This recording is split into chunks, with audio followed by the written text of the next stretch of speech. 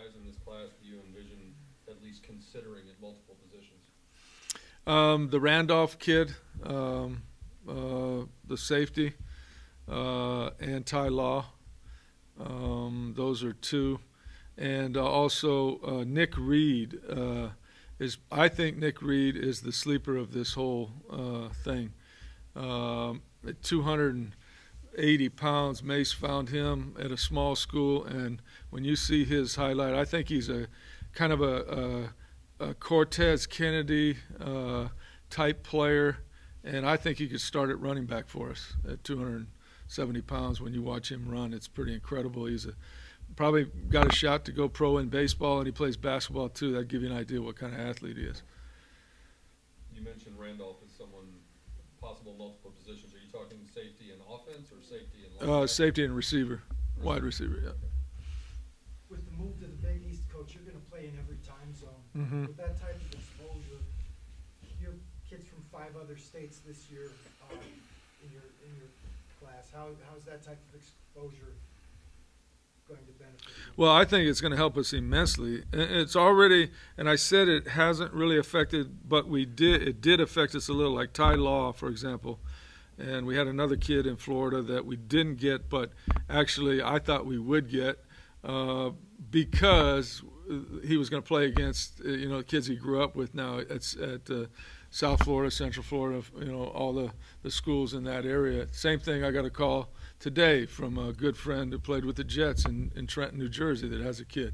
So, I mean, all of a sudden that connection opens up a whole new, group of kids that you can go up and recruit a kid out of New York City this time of year, bring him down here, and it's 70 degrees.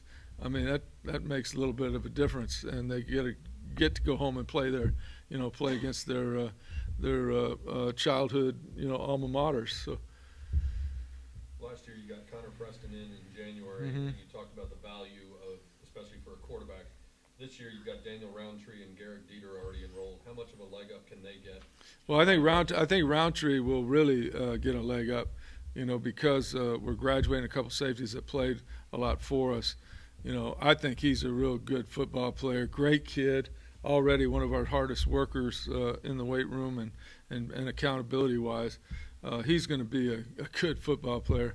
The receiver, Gary, he's been playing with, and we knew it, cartilage in his knee, so we're going to get that scoped. He will be here and learn everything, but he's not going to participate in the spring probably. Coach, what did it mean to go into the Midwest and take 2 parade All-Americans? Well, that's pretty neat. I think there's only two or three other schools, and they're obviously big name schools that had that happen. Both Gary and Prescott were unbelievable high school players and deserving of those awards. Prescott, obviously, we watched early. We were the first ones to offer him, and of course having Zach here, everybody kind of didn't go in there till late, obviously, but he did have opportunities in another couple schools. But he looks like just another Zach Line to me, and he might even be a little faster. And we told Zach he's probably going to take his girlfriend. Have you had brothers on a team before? Let's see. I have had brothers on. I have had brothers on the team. It's kind of a long story, but it wouldn't really interest you. But I have had brothers on another team. Is there an area or position where you would have liked to get more players this year that will be an emphasis going forward? We still have the ability to add 1 or 2 players. Every year I've wanted to have, because we go out in the spring and we always find seniors that got overlooked or they weren't qualified on February 1st, and now they are. And so we are in a position to still add 1 or 2 kids. Now that may mean pushing them to January, but to answer your question, we still are willing to look at a couple spots. We'd like to have 1 more O-lineman, and if that means coming in the fall or coming in January, that would be fine with me. Just from a numbers game, you'd like to have them for practice and scout teams and so on and so forth. With Prescott Line, having been here for the last few years, watching his brother, was that the easiest recruiting job you've ever done? Well, it was actually. I was when we offered, and I don't know if any of the coaches are here. There, Wes and I immediately looked at the tape and we said, he's just like Zach. I said, let's go ahead and offer him. Well, I have to admit, whenever you're in these recruiting meetings, nobody agrees. Not everybody agrees. Well, nobody agreed with me. And so at that time, after the first game, I went back to them and said, see, I was right. 450 yards rushing and 6 touchdowns. So we had a little bit of that discussion. But Prescott proved out to be just like Zach. I mean, he's going to win the wrestling title, it looks like, again. At least he says he will. Nobody recruited him just like Zach. He had no other D1 offers. Maybe Zach might have had somebody central or somebody come in late on him, but not when we offered him. And Prescott's the same way. So you have to have 40 Prescott lines, on your team for special teams, for just the camaraderie, just the way he plays the game. I mean, that's what you got to have. Do you see him playing more running back, or would you play him? No, I see him as a running back. Yeah. Mm-hmm. You've got another wrestler coming in Sam Rice. Mm-hmm. How much do you look for wrestling in terms of the strength and the toughness and the conditioning that wrestlers are prone to? Well, it adds to it, but I don't look at it. I don't know that when I'm looking at the film. I look at the film. If the kid's not on the ground, when as an offensive lineman, if you never see him falling down, then probably he is a wrestler. And it so happens that a lot of those guys are those kind of kids. They have balance, and they probably are good wrestlers in high school. We have a couple other kids that are wrestling also.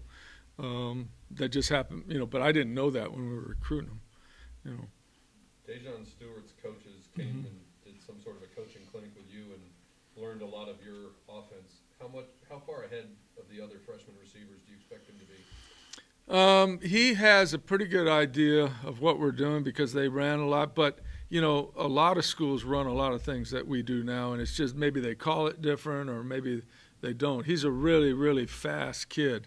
I would think he's competitive, as one of the faster guys on our team.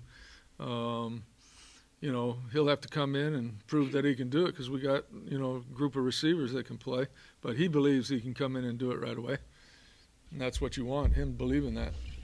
Coach, have you ever had 2 parade All-Americans in the same class before? I don't think I've had one.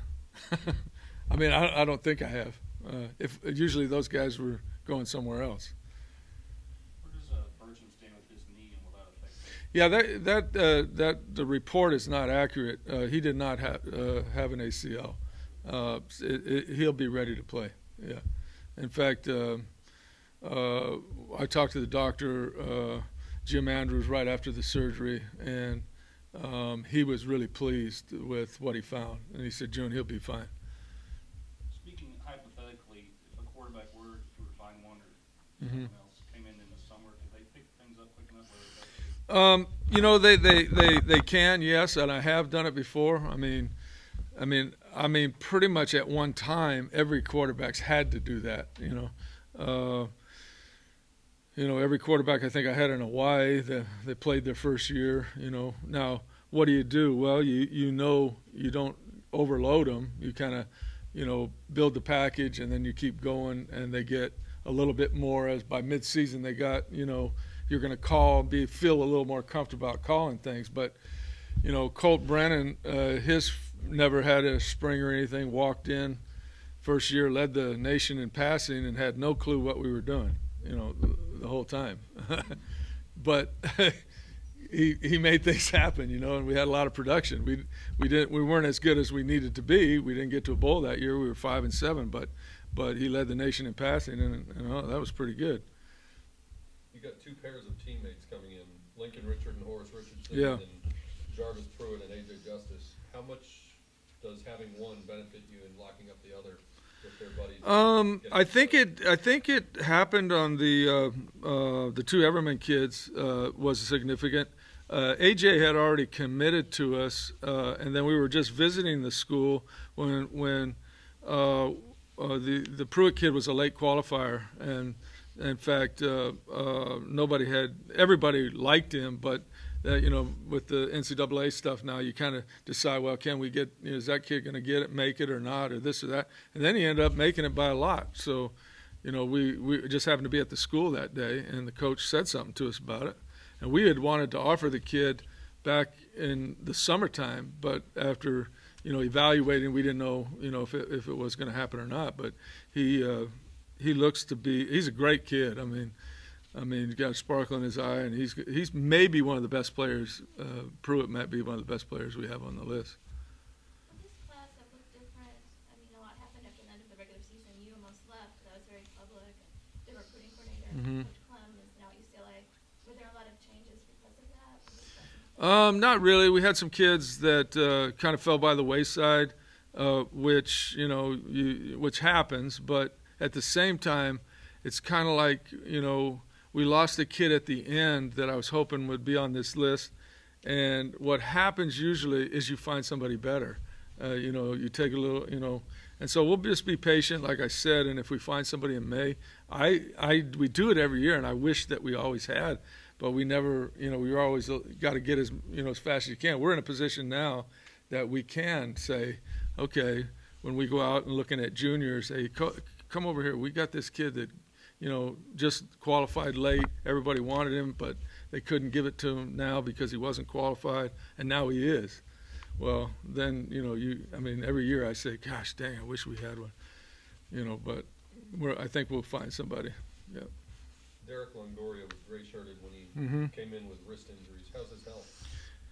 He's 100%, and, he is going to be an impact guy, I think. He's a big-time athlete, great kid. We had him in our camp. He can punt. He's an athlete now. He's an NFL-looking kind of guy.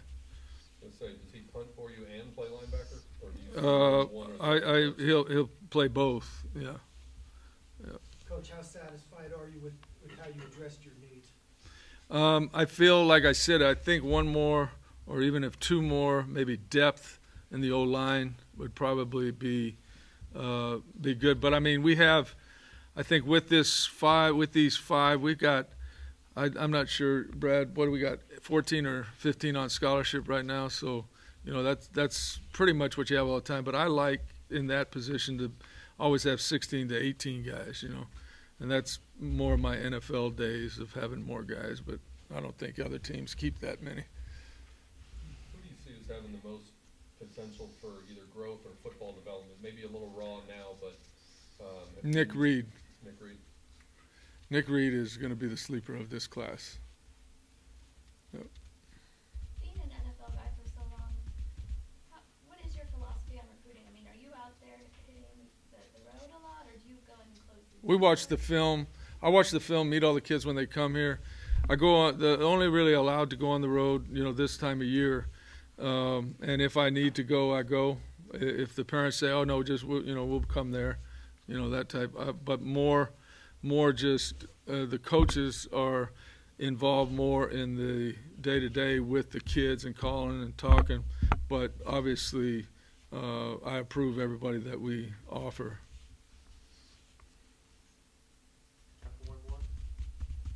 Anything else? Thank you very much, guys. Okay, thanks for coming.